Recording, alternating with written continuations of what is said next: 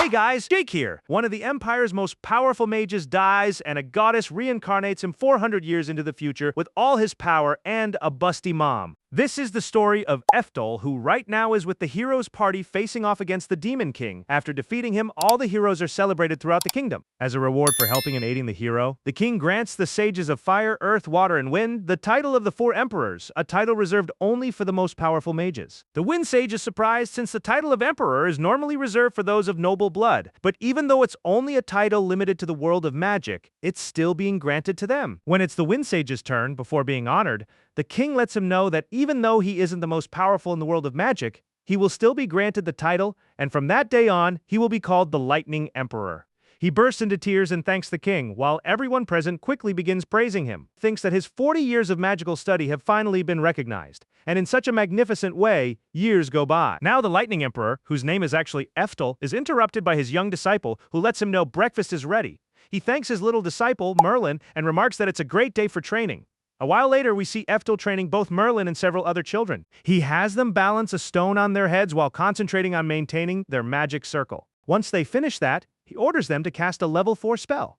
Merlin asks him why he doesn't rest a little, but Eftel replies that it isn't necessary since he isn't tired. She simply watches him with a hint of worry, while Eftel, seeing her expression, recalls that after defeating the Demon King, he found a demon mother and her small baby, and thinks that even though she surely doesn't remember it, he killed many members of her clan, which makes him feel unworthy of the worried way she looks at him. He tells the children it's time to keep practicing the level 4 spell, though Merlin asks him to teach them the level 6 spell instead. Eftel asks her why she's in such a hurry, and she replies that she wants to give her best in order to prove she's the star pupil of the great master Eftel, the Lightning Emperor. Eftel lets her know that the most important thing is building a solid foundation, and Merlin understands, though she replies that she has to hurry. Eftel looks at her with some confusion, but she asks him to forget about it. A little later, we see her looking somewhat anxious at the edge of a forest. She works up some courage and heads inside, making her way deeper and deeper until she finally reaches a cave in the middle of the woods. She feels she must defeat the monster inside that cave in order to become the Lightning Emperor's best student,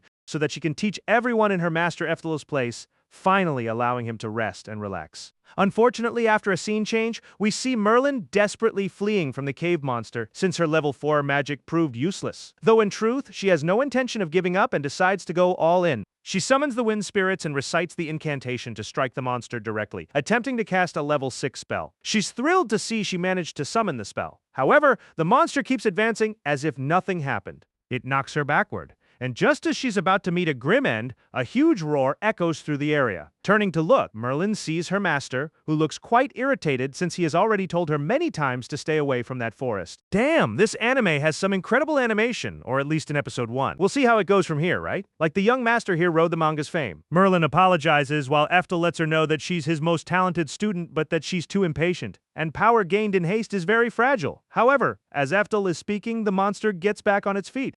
Merlin panics at the sight of it, and fear keeps her from speaking, though Eftel senses it and uses a level 10 spell to incinerate the poor wolf.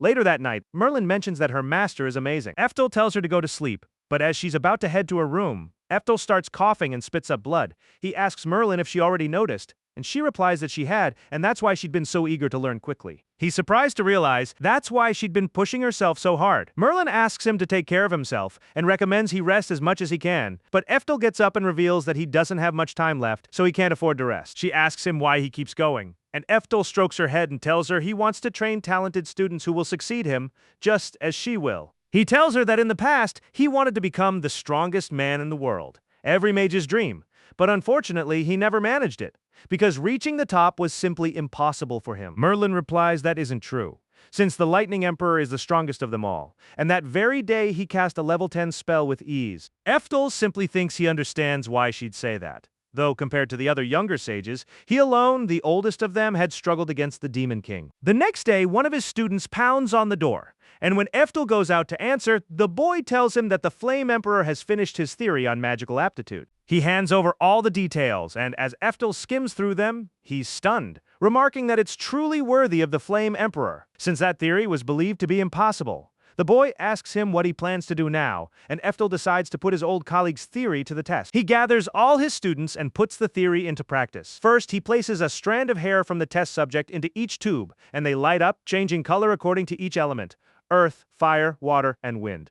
The children notice the blue and green tubes glowing, and Eftel explains that, according to the theory, the intensity of the light and depth of color indicate a rank somewhere between E and S. Since green and blue are glowing the brightest, he assumes that means the subject has an S rank in water and wind. One of the students points out that the other two tubes aren't glowing much, which might mean the magic for those elements falls in the C or B rank. Merlin watches this and comments that, although it may not mean much to her, the man who raised her since she was a baby knows perfectly well that she has a strong affinity for water, wind, and earth as well. The current method of learning magic involves practicing basic spells of every type, and after some time determining which one suits you best. But with this new method, it will be possible to know someone's greatest talent from birth, allowing young mages to become far stronger. Eftel asks the kids to test him as well. Merlin tells him it isn't necessary, though the rest of the children are dying of curiosity. Eftel wants to try it because, even though he never managed to reach the highest level of magic, he wants to know if he ever actually had the talent to achieve it, since he worked hundreds of times harder than anyone, far harder than any other emperor. That's why he wants to know if he might have had great talent for some element after all. However, the tubes don't light up, and the boy from before comments that, according to the theory, if none of them show a specific color, it means the subject has no aptitude at all. He adds that it's impossible for Eftel to lack it. Merlin agrees, and Eftel thinks that having no aptitude would mean none of the spirits favor him. So then, why didn't the tubes light up when he's the Lightning Emperor? Merlin suggests maybe they made a mistake with the procedure and recommends trying again, and Eftel, worried, asks them to redo it, certain they must have made an error. However, no matter how many times they tried, the tubes never changed color. He's left frustrated, wondering why. He knows perfectly well that he was always slower than everyone else at learning magic. But now he can finally understand the reason he could never surpass the other emperors. The only explanation is that he never had any aptitude for magic at all. His frustration begins to take its toll, and his illness flares up again. Time passes, and Eftel's condition worsens. Merlin tries to help him, but he asks her to wait outside. In his room, Eftel keeps thinking that he always believed he could reach the highest levels of magic, but he could never break through that wall called talent. With that result, his hopes died. He feels ashamed of being so pathetic. He thinks that if only he'd had a little more time, he might have changed something. But all his effort amounted to nothing, and sadly, Eftel ends up dying, frustrated. Suddenly something happens, and he awakens the ability of a second reincarnation. Now, in a strange white space, he recalls that 50 years had already passed, and that he'd forgotten he even had that ability. He mentions this to a mysterious figure he'd met in that space after having taken his own life in a different world. This figure, a strange, well-endowed goddess, welcomes him and lets him know that his unbreakable ability was what allowed him to push himself to his limit. He finally understands why he could never give up, and now she tells him that the time has come for his second reincarnation, and that he can once again gain extra starting abilities. She asks him what he thinks about doubling his growth rate, but he replies that it isn't necessary, since he still retains his magical knowledge and only needs more time to keep pushing himself and improving. She tells him that it's very much like him, that despite lacking magical aptitude, he still managed to become one of the 4 emperors. And that was thanks to his sheer force of will. She asks if he's ready, and he says yes, thanking her for this second chance at life. After a flash of light, Eftel wakes up in a small body. He sits up, startled, and his memories quickly come flooding back. Leaving the room, he goes to look at himself in the mirror and is immediately hugged by his mother, who also calls him Eftel. He realizes that thanks to his second reincarnation ability, he's now living his third life. By the time he turns 4, the memories of the old Eftel begin returning to him, and now in this third chance at life, he's determined to master magic. That morning, he remembers the method for testing magical aptitude. So without wasting any time, he runs off to try it. Unfortunately, just like in his previous life, the same thing happens, and while he's lost in thought in the garden,